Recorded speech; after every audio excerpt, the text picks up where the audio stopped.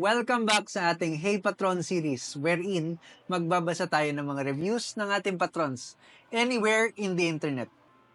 So ngayon punta tayo dito sa Reddit. Nag-post siya dito si Miss Banana bilang hindi mayaman pero nakakapaglaan ng deserve ko to budget. It was my first steak experience and super sulit! Properly priced and the sides have very good portion sizing. For others na nakatry na ng mamahalin na steak, probably hype lang for them, pero bilang manggagawang Pilipino, ayos na ayos at masasabi kong nakatikim din ako ng steak. Hehehe.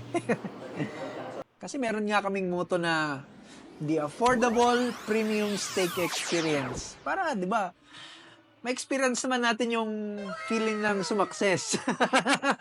Patron, I hope to see you soon here at Escobar's.